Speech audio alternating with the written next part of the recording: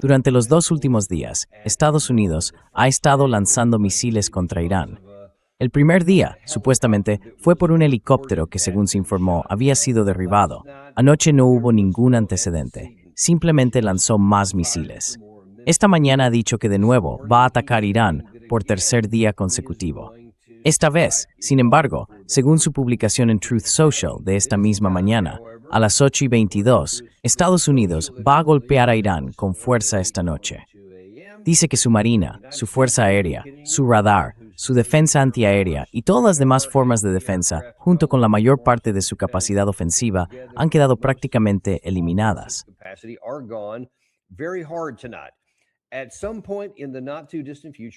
En algún momento, no muy lejano, tomaremos la isla de Karg y otros puntos de infraestructura petrolera y asumiremos el control total de sus mercados de petróleo y gas, igual que hicimos con Venezuela, lo cual está funcionando de maravilla tanto para Venezuela como para Estados Unidos. Tomar la isla de Karg, quizá recuerden que esto surgió antes en la guerra, generó mucho debate y muchas preguntas sobre si realmente la tomaríamos o no. Hay muchas cosas que quiero explicaros sobre lo que está ocurriendo ahora mismo, pero centrémonos en la isla de Karg. Por si no lo recordáis, la isla de Karg es el lugar desde donde se carga en barcos alrededor del 90% del petróleo iraní con destino al Golfo.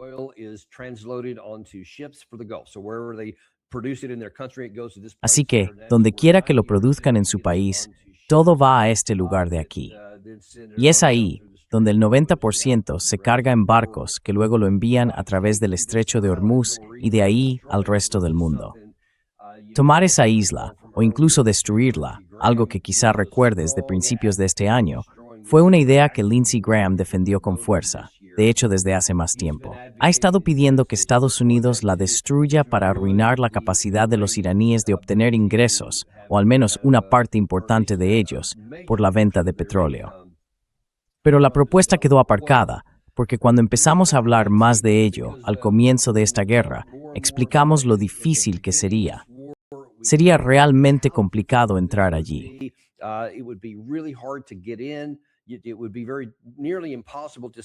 Sería casi imposible enviar uno de esos buques anfibios que tienen los marines, hacerlo pasar por todo el Golfo de Omán, atravesar el estrecho, entrar en el Golfo Pérsico, llegar hasta allí arriba y poder atacar con alguna posibilidad de éxito. La otra opción sería, podríamos llevar gente en helicópteros, con los B-22 Osprey de rotores basculantes u otros tipos de helicópteros estadounidenses, y asaltarlos de esa manera. Pero el problema es que, como ya dijimos, los helicópteros son lo más fácil del mundo de derribar, como supuestamente vimos hace 2 días. Y eso fue solo un helicóptero. Probablemente no sabremos hasta dentro de mucho tiempo si realmente derribaron alguno o qué fue lo que lo hizo caer. Pero algo pasó.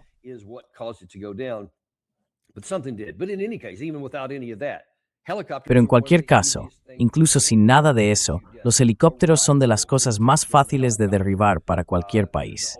Un fusil puede abatir un helicóptero.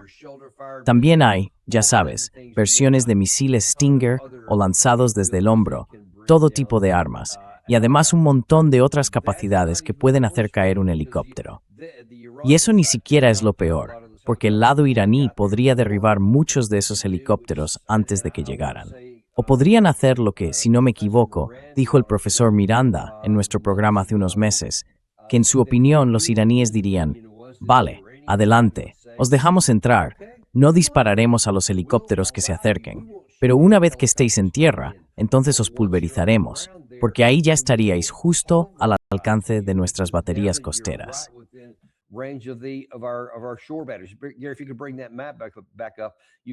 Si puedes volver a poner ese mapa, verás lo que estaba mostrando ahí. En la isla de Karg, que está en la esquina superior izquierda, se puede ver lo cerca que está de la costa iraní.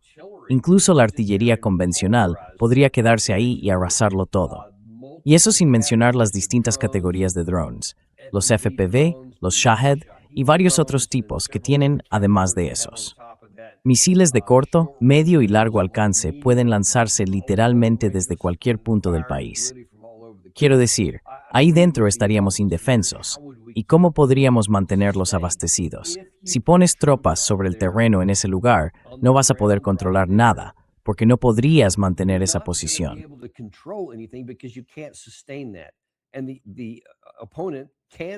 Y el oponente puede mantener su fuego, así que sería una locura hacerlo. Y ahí se pueden ver muchos de los tanques de almacenamiento de petróleo. Aquí es donde traen el crudo y luego lo cargan en los barcos desde allí. Ahora bien, otra opción sería lanzar misiles desde Estados Unidos. Ni siquiera haría falta poner tropas sobre el terreno. Podrías simplemente destruirlos si quisieras, pero eso tiene un precio. Si destruyes eso también, ¿sabes qué pasaría? Que las mismas instalaciones en casi todos los demás países del Consejo de Cooperación del Golfo acabarían igual, o al menos en 5 de ellos. Omán, probablemente no.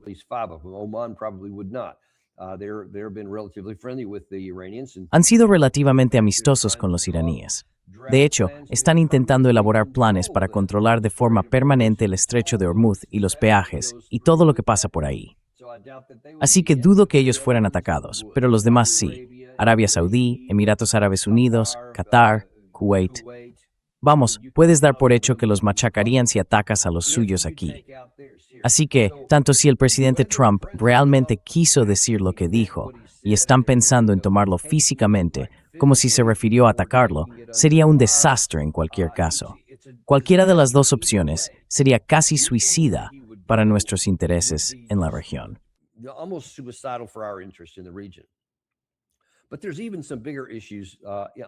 Pero hay cuestiones aún más importantes detrás de todo esto, porque una vez más, estamos hablando de que Estados Unidos quiere golpear su petróleo. Y luego ves la otra parte, que es que tomaremos cargamentos y otros puntos de infraestructura petrolera y asumiremos el control de sus mercados de petróleo y gas, igual que hicimos con Venezuela. Así que ahora empezamos a ver la realidad. Se está corriendo el telón y estamos viendo de qué iba todo esto desde el principio. Esto nunca fue... Bueno, primero, retrocedamos un momento para ver cuántas veces aquí en la historia. Recordad que en las primeras fases se trataba de esos pobres manifestantes iraníes.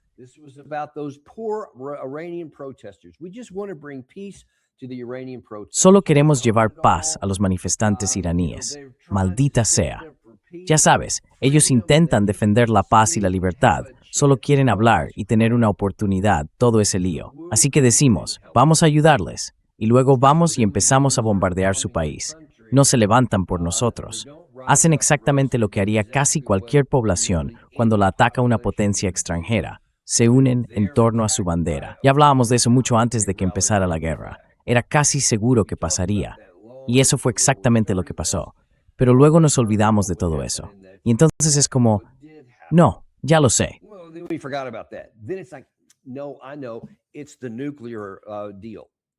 Es el acuerdo nuclear. No pueden tener un arma nuclear. Ese fue el punto central. No pueden tener un arma nuclear. Y luego algunos reporteros valientes o programas como el nuestro dijeron, oye, me parece recordar que en 2025 el presidente Trump se pasó de la raya contando a todo el que quisiera escuchar cómo la operación Martillo de Medianoche destruyó por completo todas sus instalaciones y los dejó muy atrás. Así que ahora ni siquiera pueden tener un arma nuclear, aunque quisieran. No pueden hacerlo porque lo destruimos todo. Ya no teníamos que preocuparnos por eso, hasta ahora. Ahora estamos buscando una nueva excusa para justificar por qué vamos a entrar y atacar.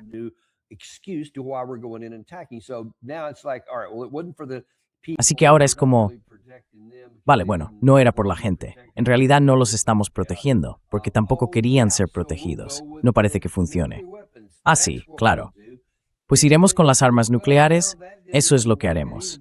Y luego, bueno, no, eso tampoco salió bien, porque entonces... Y ahí no hay mucho que hacer, porque es difícil decir al mismo tiempo que no pueden tener un arma nuclear, aunque lo intentamos. Recordad eso. A ver, ¿quién fue? No me acuerdo. Hubo varias personas que lo dijeron. Steve Woodcock. Steve Woodcock fue el primero en plantearlo de verdad, diciendo que estaban a una semana, 10 días, de tener un arma nuclear.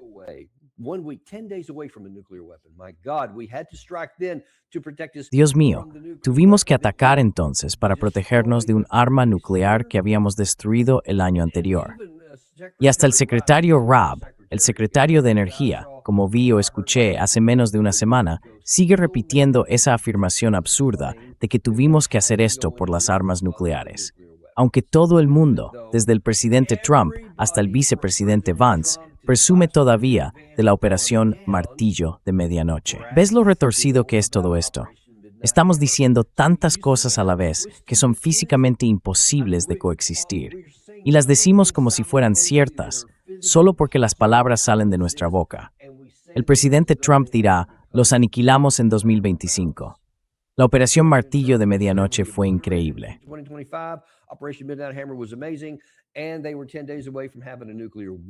Y estaban a 10 días de tener un arma nuclear. No es que estuvieran pensándolo, ni que tuvieran la capacidad, ni que faltaran 10 días, hipotéticamente. No, estaban realmente a 10 días de tener un arma nuclear.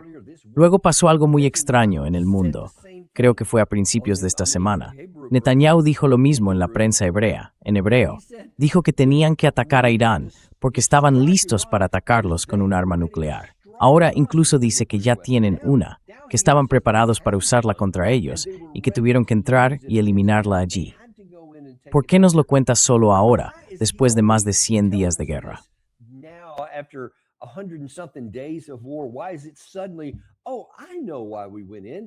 ¿Por qué de repente? Ya sé por qué entramos. Sí, porque estaban a punto de lanzarnos una bomba nuclear. Quiero decir, la forma insultante en que nos hablan, la manera tan reprobable en que tratan al público mundial, especialmente al israelí y al estadounidense, es tan condescendiente, como si pensaran que somos tan tontos que vamos a creernos cualquier cosa. Y por desgracia, mucha gente se lo toma al pie de la letra. Se lo creyeron cuando eran los manifestantes. Se lo creyeron cuando decían que faltaban 10 días para una bomba nuclear.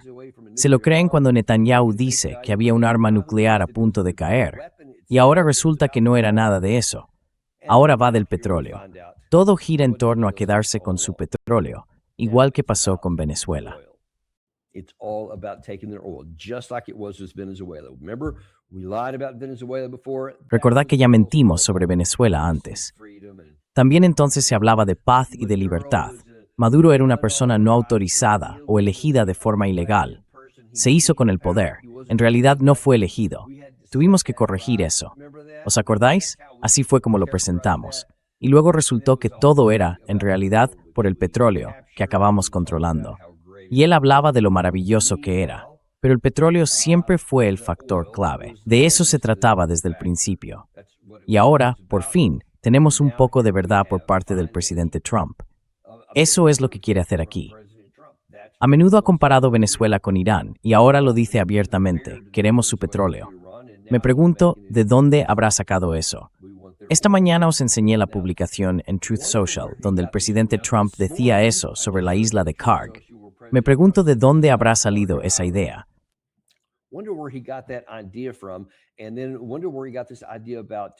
Y luego uno se pregunta de dónde ha sacado esa idea sobre el petróleo.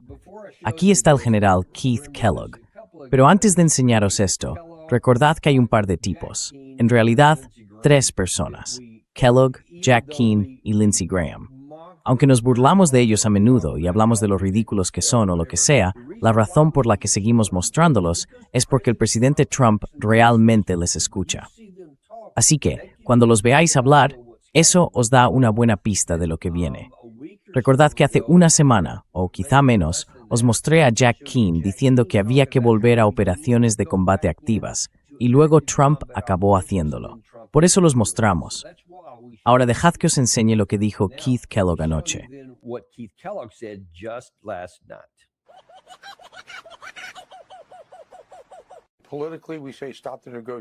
Políticamente decimos, se acabaron las negociaciones. Que nuestro equipo vuelva a casa y digamos, ya sabéis nuestro número, llamadnos cuando queráis. Económicamente, tomas lugares como la isla de Karg, que es el centro de mando y control en el estrecho. Tomas la isla de Karg, que es vuestra línea vital económica. Y le dices al resto del mundo que no va a recibir ni una gota de petróleo, porque ahora nosotros controlamos el petróleo. No somos los magnates del petróleo. What in the holy hell? Pero ¿qué demonios? Quiero decir, una cosa es, por muy grave que sea, y lo es, tragarse todo lo que sale de la Casa Blanca, da igual lo que digan, aunque se contradigan. Manifestantes a una semana de una bomba nuclear de verdad. Eso ya es bastante. Pero ahora resulta que salimos diciendo que queremos robar el petróleo de otro país y convertirnos en los nuevos magnates del petróleo. Si eso te suena un poco familiar, quizá de tus clases de historia del instituto, antes se usaba un término, los varones ladrones. Era un término muy negativo, que en su momento intentamos dejar atrás. Creo que fue en 1905, más o menos. Puede que esté mezclando un poco las historias, no lo sé.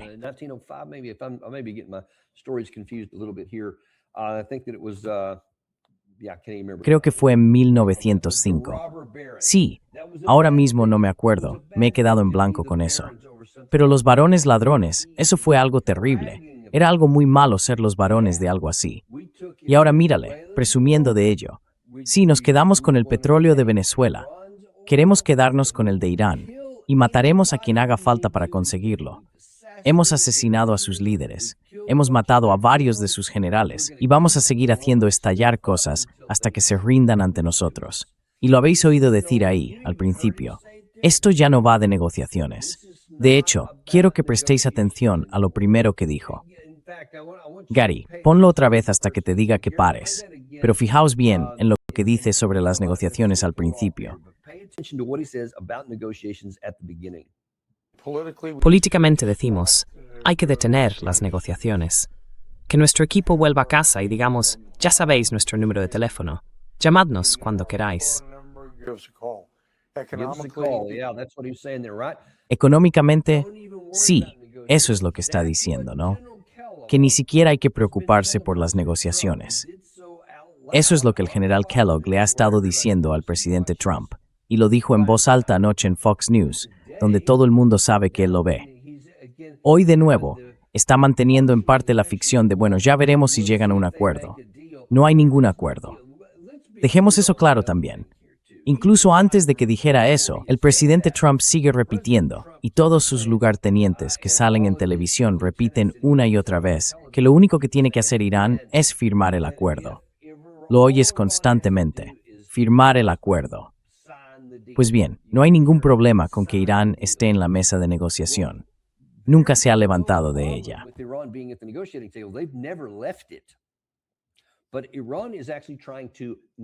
Pero Irán, en realidad, está intentando negociar y participar en la diplomacia, que a lo largo de toda la historia humana ha significado que das algo para conseguir algo. Y ambas partes tienen que hacerlo. Esa es precisamente la esencia de la diplomacia y de la negociación. Veamos si podemos encontrar un punto en común. ¿Qué es lo importante para ti? Esto es lo importante para mí. Si conseguimos ponernos de acuerdo en esta parte intermedia, quizá podamos acordar también otras cosas. Nadie va a conseguir todo lo que quiere, pero ambos pueden obtener algo con lo que puedan convivir. Esa es, en el fondo, la idea de un resultado diplomático, que ambas partes puedan vivir con él. No se trata de que un lado le diga al otro, me lo darás todo y yo no te daré nada. Eso es, precisamente, lo que estamos haciendo ahora. Y por eso se ve que no solo se ha corrido el telón, sino que también se ha quitado la máscara.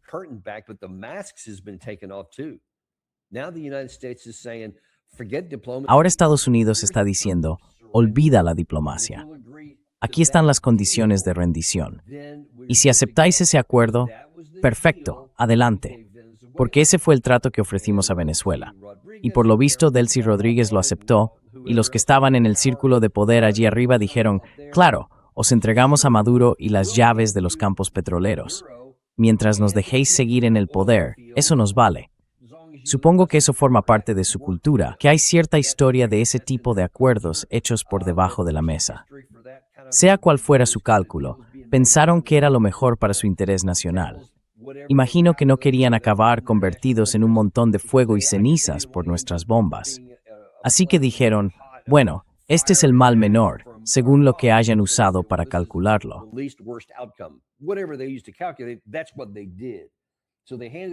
Eso es lo que hicieron. Entregaron a Maduro y luego entregaron las llaves. Eso es lo que el presidente Trump busca hacer aquí. Irán se ha resistido, aunque eliminamos por otros medios a su líder principal. Simplemente lo reemplazaron por otro. Y ahora estamos diciendo, bueno, seguiremos matando gente hasta conseguir el resultado que queremos. Eso es lo que está pasando. Es algo descarado sin diplomacia. Es simplemente mataremos gente hasta obtener lo que queremos. Y lo que queremos es su petróleo. Madre mía. Eso es lo que dice Keith Kellogg. Ahora voy a mostrarte a uno de los otros 3 amigos a los que escucha el presidente Trump, porque eso también da una idea de lo que podría venir después. Ese es Keith Kellogg, o el general Jack Keane. General Jack Keane.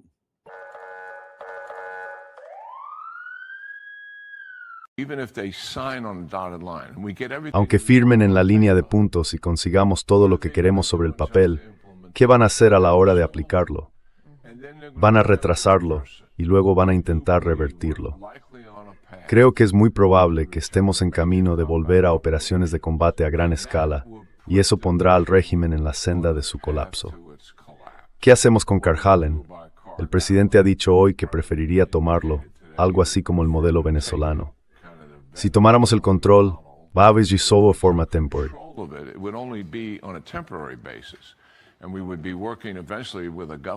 Y acabaríamos trabajando con el tiempo, con un gobierno con el que pudiéramos colaborar y devolverle el control porque ese petróleo es suyo. Si no conseguimos un acuerdo, me da la impresión de que volveremos a operaciones de combate a gran escala, que en mi opinión es de hecho la opción preferible. Si logramos que este régimen abandone su carácter depredador, que pierda su capacidad ofensiva para actuar así, y forzamos el colapso del régimen en algún momento, entonces la oportunidad estratégica de redefinir Oriente Medio para las próximas generaciones está ahí. Todo eso sigue siendo posible.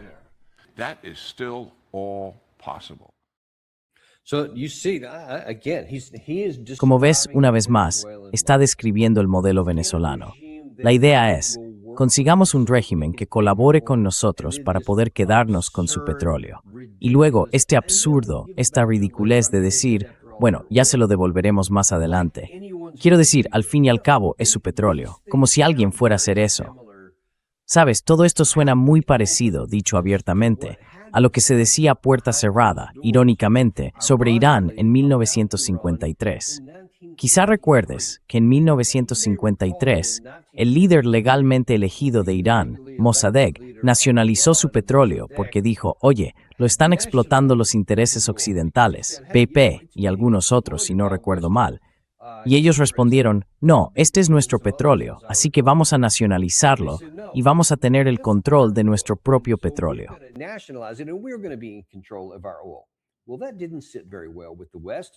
Bueno, eso no sentó nada bien en Occidente, especialmente en Estados Unidos y en Gran Bretaña.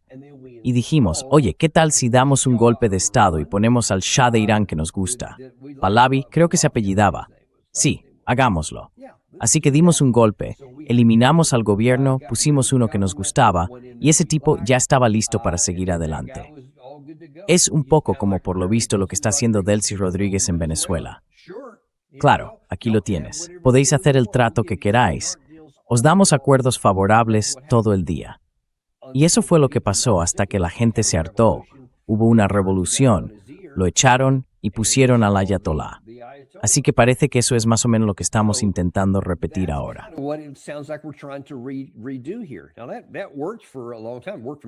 Eso funcionó durante mucho tiempo, desde 1953 hasta 1979. Así que, para entonces, ya se había ganado mucho dinero. Y quién sabe, quizá los actuales varones ladrones, los varones del petróleo, como los llamaba Kellogg, estén pensando, bueno, nadie sabe cuánto durará esto, pero oye, ganaremos mucho dinero mientras tanto. Si hay que matar a un montón de gente, no pasa nada. Si hay que volar un montón de cosas, tampoco pasa nada. Lo haremos. El problema es este. Eso es una operación reprobable, inmoral, poco ética e ilegal, categóricamente. No me importa lo que diga nadie. No me importa si a alguien le molesta. Eso es un hecho. It is the truth. Es la verdad. Y estos hombres están tomando el control de nuestro país, incluso sobre aquellos que son ciudadanos respetuosos de la ley, personas morales, buenas personas que quieren vivir en un mundo gobernado por el Estado de Derecho, no por la ley de la selva. Todavía somos muchos aquí, pero estos tipos nos están arrastrando a lo que sin duda es un mundo sin ley, donde manda la selva. Y ellos se ven a sí mismos como el león. ¿Y qué hace un león, amigos? Un león devora cualquier considerado set. Así es como funciona. Y yo aprecié sin vi grandeur de esto a things. En barista el superprava.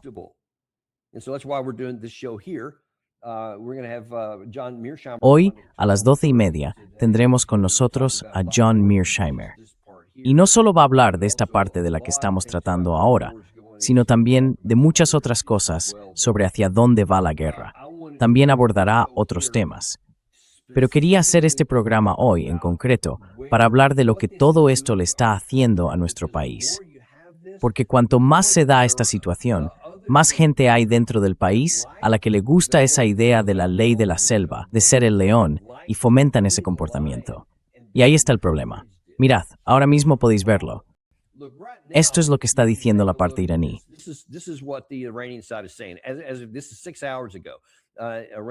Esto fue hace 6 horas. El representante de Irán ante la ONU dijo, Irán nunca negociará bajo amenaza ni bajo presión. Si Washington busca de verdad una solución diplomática, tiene que abandonar el lenguaje de las amenazas.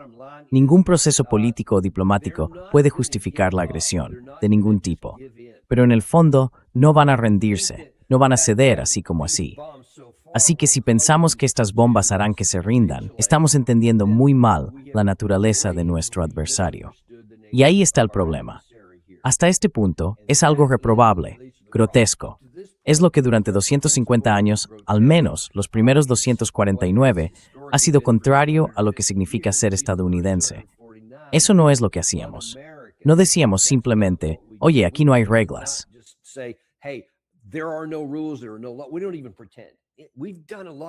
Ni siquiera lo fingimos.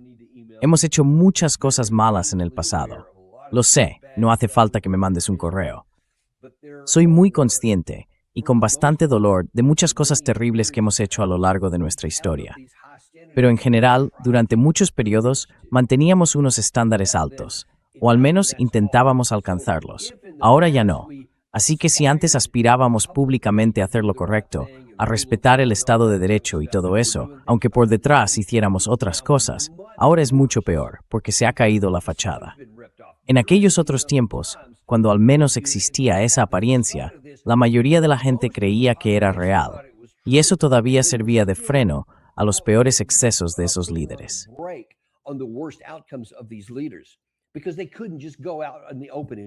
Porque no podían hacerlo abiertamente, a la vista de todos. Tenían que darle una buena apariencia, fingir algo. Tenían que hacer ciertas cosas, porque si seguían por ese camino, la gente lo habría rechazado y se habría rebelado. Así que no podían llegar tan lejos. Tenían que hacer al menos algunas cosas bien y contener un poco sus malas influencias. Pero ahora, con la fachada completamente caída y presumiendo de ello en televisión nacional, como están haciendo ahora mismo, esa fachada ya no existe. Y con ella también han desaparecido los límites. Y te prometo una cosa, esto no va a detenerse aquí. Llevo mucho tiempo advirtiéndolo. No se detuvo en Venezuela y no lo hizo. Ahora continúa hacia Irán. Y si tienen éxito, tampoco se detendrá allí.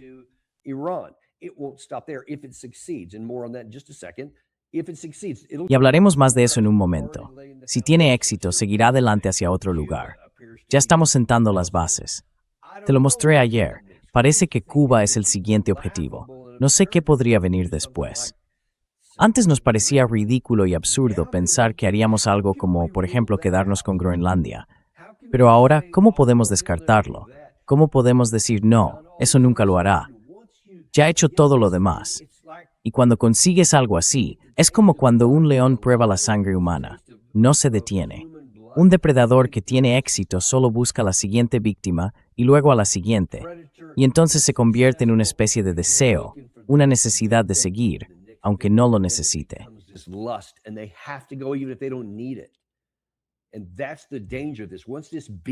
Y ese es el peligro de todo esto. Una vez que esa bestia empieza a alimentarse, no se detiene. Y entonces ya no se trata solo de enemigos externos. Se convierte en cualquiera dentro, cualquiera que no esté de acuerdo con ellos. El Estado de Derecho tampoco te servirá de protección. Esto no se puede aislar, amigos. Cuando hombres dominados por la codicia y el deseo de poder empiezan a actuar así y les sale bien, solo se vuelven más hambrientos y más ambiciosos. Y un día, incluso algunos de los que ahora lo aplauden pueden encontrarse en el punto de mira. Es algo en lo que deberíais pensar. Pero antes de llegar a eso, tenemos otro problema real que debemos afrontar, y es este. ¿Puede esto tener éxito?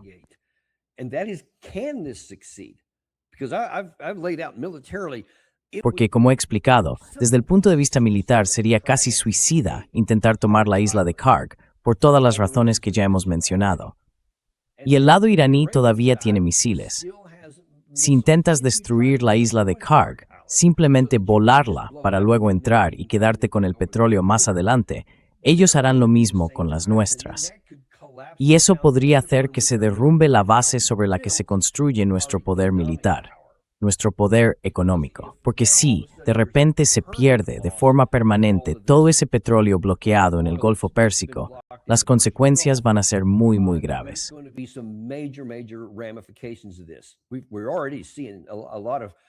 Ya estamos viendo mucho impacto, sobre todo en el precio del combustible para aviones, la falta de disponibilidad de ese combustible y también de diésel, y la pérdida de fertilizantes.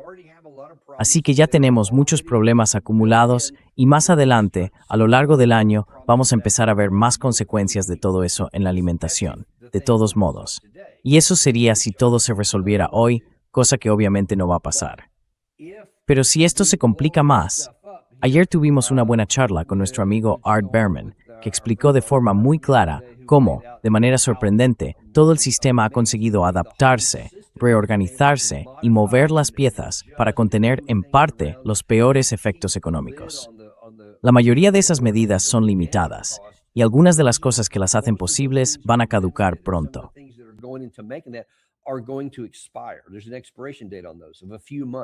Algunos de esos tienen una fecha de caducidad de unos pocos meses, otros de unos 6 meses. Pero a medida que pasa el tiempo, todo ese margen del sistema se va agotando. Y entonces llega un punto en el que el suministro se desploma y eso provoca enormes problemas económicos. Así que ese impulso que tienen estos tipos de hacer cosas como las que el general Kellogg y el general Keane quieren que el presidente Trump haga, y por ahora él les está escuchando, amigos, estos son malas noticias de verdad. Esto puede hacernos daño.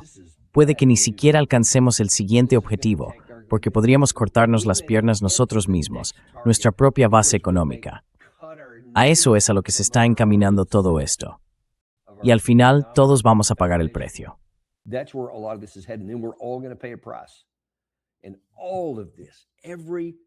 Y todo esto, absolutamente todo, es un daño que nos hemos causado nosotros mismos, porque hemos perdido el Estado de Derecho. Hemos perdido la moralidad de, bueno, puedo parar ahí. Esas dos cosas las hemos perdido. Ya no somos un país gobernado por el Estado de Derecho. No es solo que hayamos violado las leyes de la guerra en muchos lugares, sino también nuestra propia Constitución, la separación de poderes, la Ley de Poderes de Guerra de 1973, la ley en general, todo eso. Y evidentemente, nada de eso. Ahora mismo no hay ningún límite para el presidente Trump. Y por eso, lo peor de sus inclinaciones, lo único que tiene que hacer es dar una orden y el ejército la va a cumplir. Lo harán y las consecuencias las sufriremos nosotros.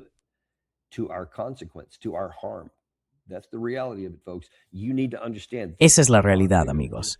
Tenéis que entender que esto es mucho más grande que lo que vaya a pasar ahora en la guerra con Irán. Se trata de lo que va a pasar con el espíritu, el alma y el corazón de los Estados Unidos de América. Estamos a punto de celebrar nuestro 250 aniversario. No dejemos que sea uno de los últimos, solo porque no supimos manejar el éxito. Demasiado éxito ha sido, tantas veces, la ruina de muchas personas, de muchos países y de imperios a lo largo de la historia. La única forma de evitarlo es recuperar el control del Estado de Derecho y reencontrar nuestra base moral. entender que tenemos que convivir con los demás y que debemos tratar a los otros como nos gustaría que nos trataran a nosotros.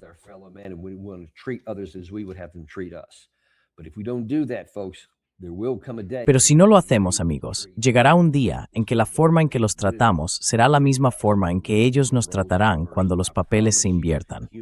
Y os lo prometo, con la historia humana como es, llegará un día en que nosotros, los que ahora estamos arriba, el león, como nos gusta llamarnos, estaremos en el lado de abajo de todo esto. Y aparecerán otros leones, más poderosos. Y os aseguro que recordarán todo lo que estamos haciendo ahora y nos lo devolverán. Y puede que en ese momento no tengan ninguna compasión con nosotros. La única manera de evitarlo es cambiar nuestro rumbo ahora. Muchas gracias, amigos. Eso es todo lo que tengo por hoy. Nos vemos con John Mearsheimer dentro de unos 25 minutos aquí en el programa Daniel Davis Deep Dive. Gracias. Mira, no intento convencerte de que compres oro, ni decirte cómo gestionar tu cartera de acciones. Pero hay una forma en la que puedes ayudarnos. Suscríbete, dale al botón de me gusta y comparte esto con alguien a quien quieras.